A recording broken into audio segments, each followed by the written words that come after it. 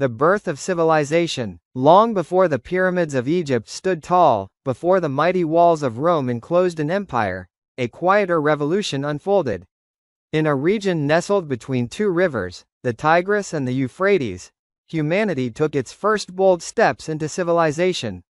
This land, later named Mesopotamia, meaning between the rivers, gave rise to the world's first true cities, the first systems of writing, the first kings, and the first laws. Around 10,000 BCE, as the last ice age faded, small communities began to appear in the fertile valleys of Southwest Asia. These early settlements, places like Jericho and Catalhoyuk, were not yet cities, but they marked the beginning of a new way of life. The shift from a nomadic lifestyle to settled farming changed everything. With the domestication of wheat, barley, sheep, goats, and cattle, humans no longer had to chase food. Instead, they could cultivate it. Surplus food led to permanent dwellings, larger communities, and new social roles. By 6000 BCE, these early villages had spread across the Fertile Crescent. People learned to dig irrigation canals, build granaries, and produce pottery. The first sparks of organized society had begun. The rise of the Sumerians. In the southernmost reaches of Mesopotamia, the land was flat, dry, and demanding. Yet it was here, in what became Sumer, that something remarkable happened. Small villages like Eridu and Uruk grew into bustling urban centers. Temples rose from the plains, water was channeled through vast irrigation systems, and a new class of leaders emerged. The Sumerians mastered the difficult environment by working together. Coordinating agriculture, managing labor, and constructing canals required organization, and organization led to leadership. Religion played a central role. The gods, believed to control rain, harvest, and fate, were honored in towering temples. Priests became powerful, not only as spiritual guides but as administrators of land, labor, and food. Uruk, one of the world's first true cities, reached a population of over 50,000 by 3000 BCE. It featured massive walls, public buildings, marketplaces, and a central ziggurat, a stepped platform temple, visible for miles across the desert. To manage growing complexity, the Sumerians invented something extraordinary: writing. Clay tokens evolved into pictographs, and pictographs became cuneiform, wedge-shaped marks pressed into clay tablets. What began as accounting soon expanded into storytelling, prayers, laws, and science. The written word had arrived. Would you like me to continue this exact style with Part 3 onward? This will build into a full documentary script covering everything from early kings to Babylon, Assyria, Hammurabi, and the Persian conquest. Kings, temples, and the birth of power. As cities grew and food surpluses increased, the question of who would manage these resources became unavoidable. In early Sumerian society, leadership shifted from councils of elders to a new figure of authority, the king. At first, rulers were likely selected in times of crisis, war, famine, or flood. But over time, temporary command became permanent. Kingship was born. These early kings, often known as Lugal, meaning big man, combined political, military, and religious roles. They claimed divine support, and ruled from palace complexes adjacent to the temples. By 2900 BCE, the landscape of southern Mesopotamia was dominated by powerful city-states: Uruk, Lagash, Eridu, Kish. Each had its own ruler, its own god, and often, its own army. Competition between these cities was fierce. Disputes over irrigation water and fertile land led to frequent warfare. Yet from this rivalry came innovation, in technology, governance, and culture. These were the centuries in which Sumerian civilization reached maturity. Monumental ziggurats towered over cities. Trade networks extended to the Persian Gulf, Anatolia, and even the distant Indus Valley. Scribes recorded property laws, hymns to the gods, contracts, medical prescriptions, and myths. And within the walls of Uruk, a semi-mythical king named Gilgamesh would be immortalized in one of humanity's oldest epics. The First Empire, Sargon of Akkad. For centuries, Sumerian city-states existed in a delicate balance of power, until a man named Sargon changed everything. Sargon of Akkad rose to power around 2334 BCE. According to legend, he was born of humble origins, placed in a basket and set adrift on the river, a tale that would echo in future traditions. Sargon began as a servant in the court of Kish. But his ambitions were greater. He overthrew his king, seized control of Kish, and then marched south. One by one, he conquered the Sumerian cities. Uruk, Lagash, all fell to his armies. By the time his campaigns ended, Sargon controlled the entire southern plain, as well as territories stretching into modern-day Syria and Iran. This was not merely a large kingdom. It was the world's first empire, a multi-ethnic, multilingual state ruled from a central capital. Sargon implemented a professional army, loyal officials, and standardized systems of measurement. He made Akkadian, a Semitic language, the language of government. Under Sargon and his successors, Mesopotamian culture spread far beyond its birthplace. Art, writing, and religious ideas flowed across the empire. But as always, empires rise, and they fall. After a century of rule, the Akkadian Empire began to crack. Internal rebellions, external invasions, and famine brought about its collapse by 2154 BCE. The Neo-Sumerian Renaissance. In the aftermath of Akkad's fall, Mesopotamia entered a period of fragmentation. Into this chaos stepped a new power, the city of Ur. Under the leadership of King Ur-Nammu around 2100 BCE, the third dynasty of Ur, often called the Neo-Sumerian period, brought renewed unity to the region. Ur-Nammu issued one of the world's first written law codes, centuries before Hammurabi. His code emphasized monetary fines over physical punishment, and protected the rights of the poor. During this time, the ziggurat of Ur, one of the best preserved ancient temples, was constructed. Massive and tiered, it stood as a symbol of Sumer's spiritual and political might. Ur became the center of a sophisticated bureaucracy. Records show detailed inventories, tax accounts, and labor organization across the empire. But the success of Ur's rulers could not prevent the inevitable. Environmental decline, drought, and nomadic incursions weakened the state. Around 2004 BCE, Elamite invaders sacked the city of Ur, and the Neo-Sumerian age came to an end. Would you like me to continue with Part 6, Hammurabi and the Old Babylonian Empire in the same style? Hammurabi and the Old Babylonian Empire. After the fall of Ur, Mesopotamia once again fractured into rival city-states and kingdoms. For nearly 2 centuries, regional powers struggled for dominance. And among them, one city rose slowly, but decisively, Babylon. Around 1894 BCE, an Amorite dynasty established itself in Babylon, a modest city on the Euphrates. It would remain obscure, until the rise of its 6th king. His name was Hammurabi. Hammurabi took the throne around 1792 BCE. At first, he focused on infrastructure, digging canals, fortifying defenses, and improving temples. But once his power base was secure, he launched a series of military campaigns.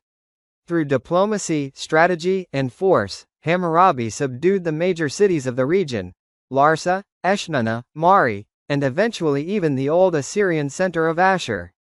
By the end of his reign, he had united nearly all of Mesopotamia under Babylonian rule, the first time since the Akkadian Empire centuries before. But Hammurabi is remembered for more than conquest. His greatest legacy is law. The Code of Hammurabi, engraved on a towering black stele, is one of the oldest surviving legal documents in human history. It outlines 282 laws covering trade, property, marriage, labor, and justice. The code is famous for its harshness, the principle of an eye for an eye. Yet it also sought to protect widows, orphans, and the poor. Hammurabi portrayed himself not as a tyrant, but as a shepherd, appointed by the gods to bring order to his people. When he died around 1750 BCE, Babylon stood as the cultural and political heart of Mesopotamia.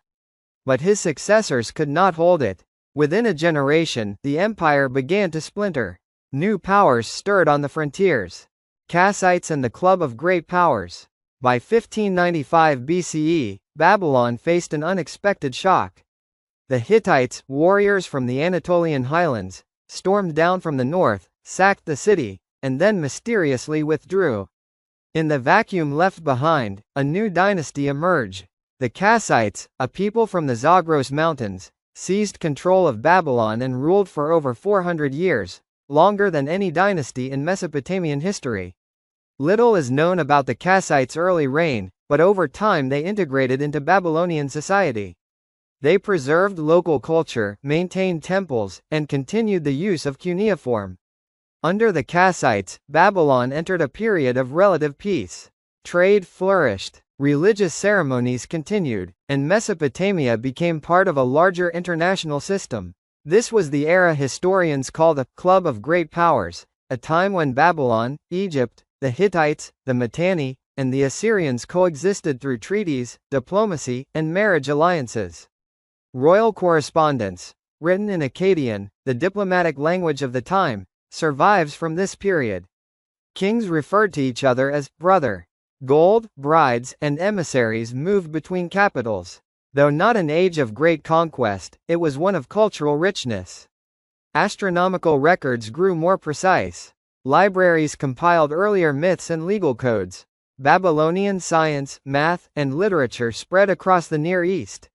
Yet by the 12th century BCE, this system began to unravel. A series of catastrophes, droughts, migrations, invasions, brought the Bronze Age to a sudden and brutal end. The rise of Assyria. While Babylon flourished in the south, a different kind of power was taking shape in the north. Along the upper Tigris River, in a land of hills and stone, the Assyrians were rising. The city of Ashur, named after the god of war and empire, was the heart of this emerging kingdom. At first, Assyria was a commercial power, trading tin and textiles across the ancient world. But beginning in the 14th century BCE, the Assyrian kings shifted from trade to conquest. By the 13th century, rulers like Adad-nirari I and Shalmaneser I had transformed Assyria into a militarized state. Territories were divided into provinces, governed by royal appointees, and supported by a standing army. Then came the empire's golden age. Under Tiglath-Pileser III in the 8th century BCE, Assyria exploded outward.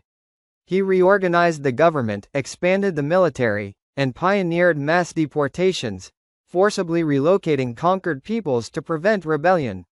Sargon II, Sennacherib, Esarhaddon, and Ashurbanipal carried the empire to its peak. From Egypt in the west to Iran in the east, Assyria ruled a vast domain. The Assyrians were feared and admired. Their armies were unmatched. Their capital cities, Nineveh, Kalhu, and Dur-Shurukin, were filled with palaces, libraries, and temples. But their methods were brutal. Rebellions were crushed with overwhelming force. Cities were razed. Populations were scattered. Ashurbanipal, the last great king, built a massive library in Nineveh, preserving thousands of texts on clay tablets, including the Epic of Gilgamesh. Yet even at its height, the empire was stretched thin. Revolts simmered in Babylon, and new powers gathered on the horizon. The fall of Assyria and the Neo-Babylonian Empire. In 626 BCE, Babylon once again declared its independence, this time under the leadership of a Chaldean prince named Nabopolassar. He formed an alliance with the Medes, a rising power from the Iranian plateau. Together, they launched a direct assault on the Assyrian heartland. Ashur fell in 614 BCE. 2 years later, Nineveh was besieged, breached, and burned. The great city that once ruled an empire lay in ruins. By 609 BCE, Assyria had vanished from the map. In its place rose the Neo-Babylonian Empire, a final flowering of Mesopotamian culture. Nabopolassar's son, Nebuchadnezzar II, would rule for 43 years. Under him, Babylon reached new heights of power, wealth, and architectural splendor. He rebuilt the city's walls, expanded its temples, and constructed the famous Ishtar Gate, decorated with glazed blue tiles and images of lions, bulls, and dragons. According to Greek accounts, Nebuchadnezzar also built the Hanging Gardens of Babylon, one of the 7 wonders of the ancient world, though their existence remains debated. Militarily, Nebuchadnezzar campaigned westward, defeating the Egyptians and conquering Jerusalem. He destroyed the first temple, and exiled the Jewish elite, a turning point in biblical history. Under his rule, Babylon became the cultural capital of the ancient Near East. Science, astronomy, mathematics, and literature flourished. Temple rituals, festivals, and priestly traditions reached their peak. But Babylon's revival was brief. After Nebuchadnezzar's death, the empire weakened. Internal divisions and religious disputes eroded its stability. And in 539 BCE, a new power arrived from the east, the Persians. Would you like me to complete the story with Part 10, the Persian Conquest and the Legacy of Mesopotamia? The Persian Conquest and the Legacy of Mesopotamia. In the autumn of 539 BCE, Babylon faced a new kind of invader. Not one who came to destroy, but one who came to absorb. Cyrus the Great, founder of the Achaemenid Persian Empire, had already united the Iranian plateau. Now, he turned his attention west. After defeating Babylon's forces near the city of Opis, Persian troops advanced toward Babylon itself. But there was no siege. No destruction. The gates of the city opened without a fight. Cyrus entered Babylon not as a conqueror, but as a liberator, at least according to the records. In the famous Cyrus Cylinder, he claimed divine favor from Marduk, Babylon's own god, and promised to restore justice and tradition. The fall of Babylon marked the end of native Mesopotamian rule. For over 3 millennia, the land between the rivers had been governed by its own kings, scribes, and priests. Now, it became part of a far larger world. Under Persian rule, Babylon remained a vital province. Its temples functioned, its scribes worked, its astronomers studied the stars. But the era of empires centered in Mesopotamia had passed. Later came the Greeks under Alexander the Great, who died in Babylon in 323 BCE. Then the Parthians, the Romans, the Arabs, all claimed Mesopotamia. But its original civilizations faded into memory. Studio microphone voiceover epilogue, the inheritance of Mesopotamia. Yet Mesopotamia's legacy never vanished. Its writing system, cuneiform, was the first known means of recording human thought. Its laws laid the groundwork for justice. Its myths shaped the epics of later cultures. Its cities gave us the blueprint for urban life. The Babylonians tracked the movements of the heavens. The Sumerians gave names to the gods. The Assyrians carved their victories into stone. The Akkadians dreamed of uniting lands under one crown. The story of Mesopotamia is the story of civilization itself, of how humans turned rivers into lifelines, bricks into towers, and words into history. We walk today through a world their hands helped shape, even if their names have faded from the dust.